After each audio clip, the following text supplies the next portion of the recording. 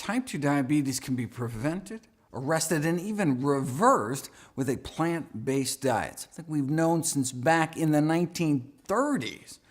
Within 5 years, about a quarter of the diabetics were able to get off insulin altogether, but plant-based diets are relatively low-calorie diets. Maybe their diabetes just got better because they lost so much weight. To tease that out, what you need to do is a study where you switch people to a healthy diet, but force them to eat so much food that they don't lose any weight. Then we can see if plant-based diets have specific benefits beyond just all the easy weight loss. Well, we'd have to wait 44 years, but here it is. Subjects were weighed every day. If they started losing weight, they were made to eat more food. In fact, so much more food that some of the participants had problems eating it all. They were like, oh, not another salad. Ugh.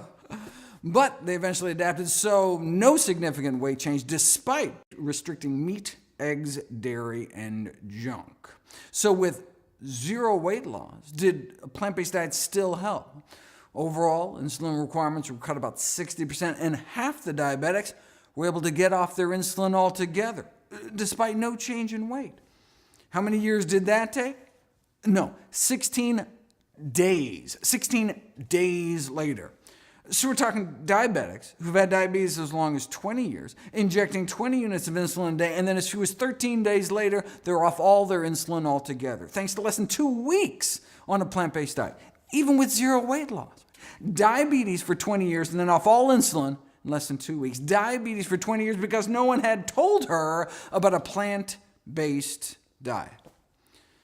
Here's patient number 15, 32 units of insulin on the control diet, and then 18 days later on none. Lower blood sugars on 32 units less insulin. That's the power of plants. And that was without any weight loss. His body just started working that much better. And as a bonus, their cholesterol dropped like a rock to under 150 in 16 days. Just like moderate changes in diet usually only result in moderate reductions in cholesterol, how moderate do you want your diabetes? Right? Everything in moderation may be a truer statement than some people realize. Moderate changes in diet can leave diabetics with moderate blindness, moderate kidney failure, moderate amputation, maybe just a few toes or something. Moderation in all things is not necessarily a good thing.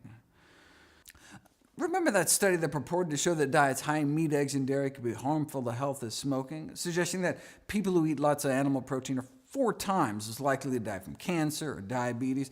But if you look at the actual study, you'll see that's simply not true. Those eating a lot of animal protein didn't have just 4 times the risk of dying from diabetes, they had 73 times the risk of dying from diabetes. Now those that chose moderation, only eating a moderate of animal protein, they just had 23 times the risk of death from diabetes.